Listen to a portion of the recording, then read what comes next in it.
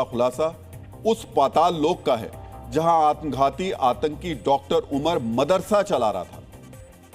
मित्रों, white collar terror module Hamas की तरह रॉकेट बनाने की तैयारी में तो था ही, लेकिन इसी के साथ आज यह भी खुलासा हुआ है यह हमास के अंडरग्राउंड मॉडल पर भी काम कर रहा था। डीएनए मित्रों, जिस तरह से हमास के आतंकवादियों ने गाजा शहर के अंदर अंडरग्राउंड बंकर बना रखे थे, ठीक उसी तरीके से व्हाइट कॉलर टेरर मॉड्यूल में शामिल आतंकवादियों ने अंडरग्राउंड मदरसा तैयार कर रखा था। एक ऐसा अंडरग्राउंड मदरसा जहां छोटे छोटे बच्चों को बचपन से ही कट्टरता का पाठ पढ़ाया जाता था। इस्लामिक तालीम के नाम पर फिदाइन फैक्ट्री चलाई जा रही थी। अगली पीढ़ी के आतंकवादी तैयार करने के लिए इस टेरर मॉड्यूल के अहम किरदार डॉक्टर मुजम्मिल ने अल फलाह यूनिवर्सिटी से 700 मीटर की दूरी पर एक सुनसान इलाके में 200 गज की जमीन खरीदी थी और इसी जमीन पर एक अंडरग्राउंड ठिकाना बनाया गया।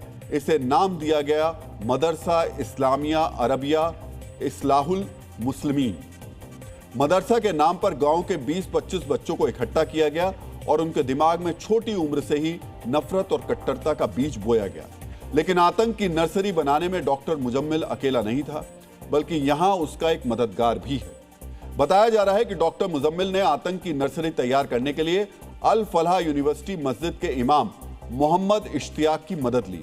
इश्तियाक के नाम पर यूनिवर्सिटी के पास जमीन खरीदी और इमाम की आड़ में ही बच्चों को इकट्ठा किया। यहां चेहरा तो इश्तियाक का था, लेकिन पीछे से पूरी फंडिंग मुजम्मिल कर रहा था। इसकी पुष्टि तब हुई जब मुजम्मिल के खाते की जांच में पता चला कि वो इश्तियाक को लगातार पैसा भेजता था।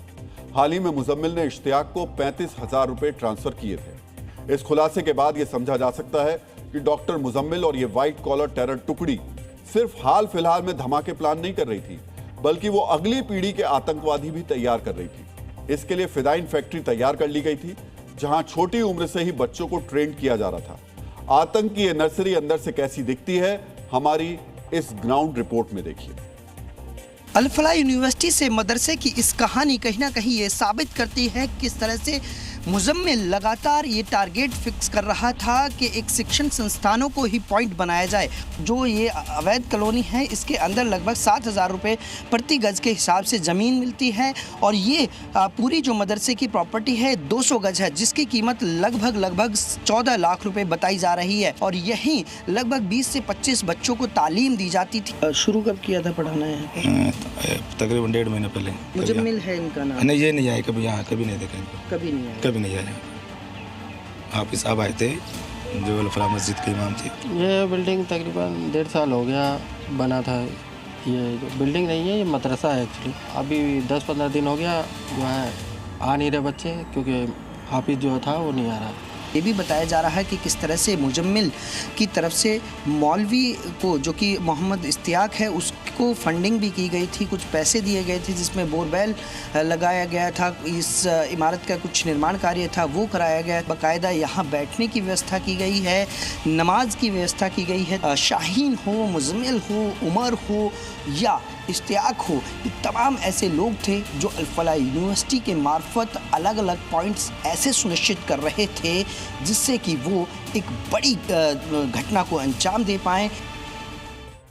आतंक की इस नर्सरी के खुलासे के बाद यह माना जा रहा है कि मोहम्मद इश्तियाक भी इस टेरर मॉड्यूल का अहम मेंबर है, सदस्य अहम है। ये ऐसा क्यों कहा जा रहा है, आपको ये समझने की भी जरूरत है।